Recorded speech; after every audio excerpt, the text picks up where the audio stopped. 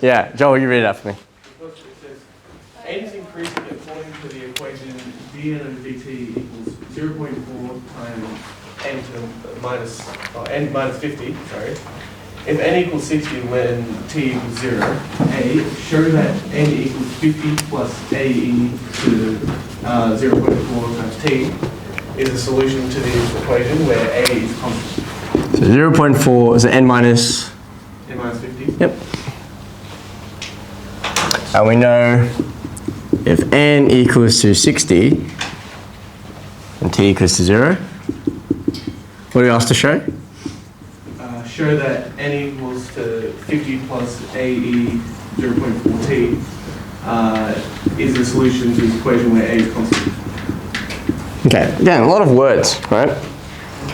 And the wording of this problem alludes you to the fact that you're going to have to show this situation.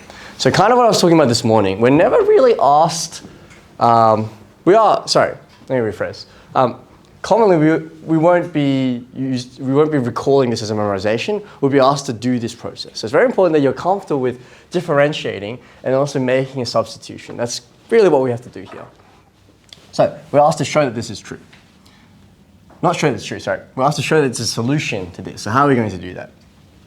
We can start with this, right? N equals to 50 plus AE to 0.4t. And I want to find the n dt. So I do that. I'll take the derivative. Constants go away. Don't have to worry about that. What do I get over here? Well, differentiating exponential functions, right? We've got the derivative of this part, just the power, so 0.4. Multiplied by what? Yeah, Eva? Okay, cool. So far, so good. So how do I incorporate n minus 15 to this? Because I can use this as a hint for what I need to get, right? Yeah. Where do I get that from? Wait, what are you asking? Just do n minus b. B equals 50. Yeah. A, like that. I can't describe, like the AE 0.14 equals n minus 50. Yeah, and so make that really clear. So whether you want to rearrange it before you do this because you know where you're going to head, or you do it in brackets to the side here, you just want to show really clear where this comes from, right? Because the questions ask you to show, okay? So let's do that. Let's rearrange it here. We've got n minus 50 equals AE to the 0.4t, and I can say that's 1, right? Kind of like with your simultaneous equations, just label them. And so then 0.4 will be equal to AE to the 0.4t will be equal to n minus 50. That's from part 1. There we go. Which is what we're required to show. Part B. What's part B asking? Harry, this time you got the sheet, I'm guessing. Yes. Good. Value of n. Yeah. Okay. So hopefully we're used to this now. We've got our modified exponential growth and decay situation now.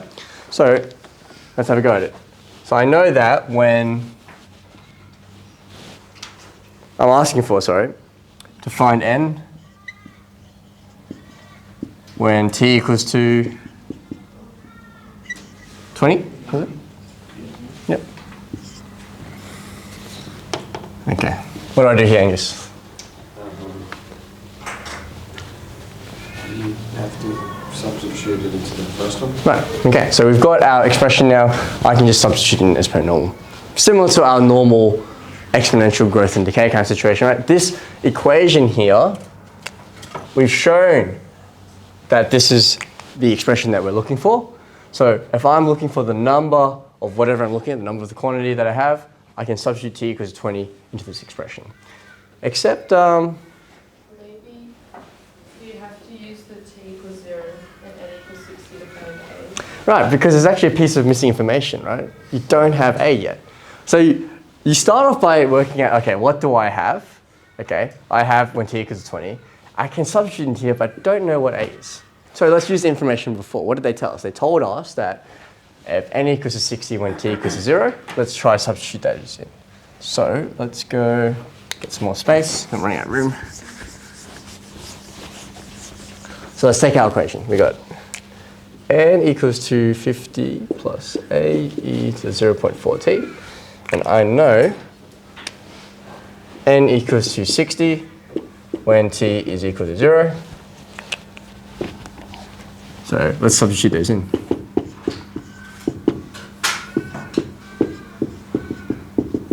And as we know, right, e to the power 0, that's just going to be 1.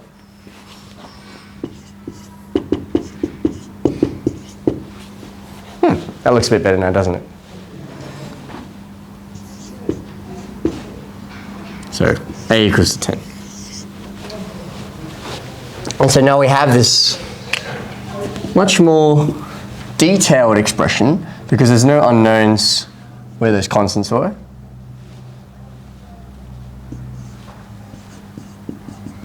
And we can see that this holds true here too, right?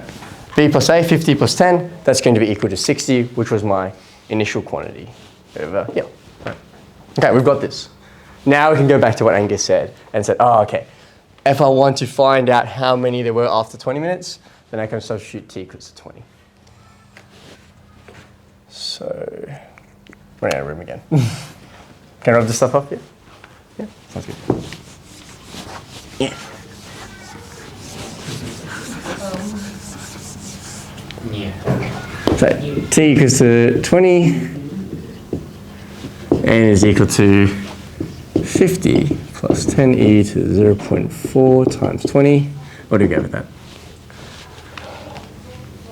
Calculate that for me. 29,859.58 to 2 decimal places. Sorry, say that again. I was a little wrong, but I got 29,859.58 to 2 decimal places. 5.8. 57987. Yeah, 579. Which is approximately equal to 29.85. It's actually 860, hey. What are we looking at? We're looking at quantities. Let's go to whole number. Yeah, we can go to whole numbers. That's fine.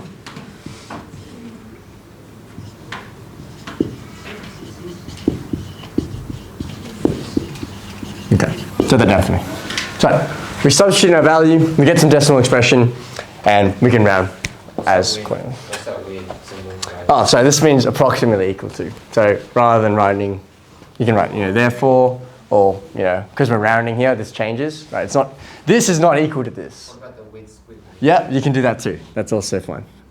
Do you do that in physics? No. No. I just remember that. Yeah, both are fine. The squiggles are like, I don't know, kind of hard to write, but then dots are also kind of hard to see sometimes. So just beware of both notations, right? So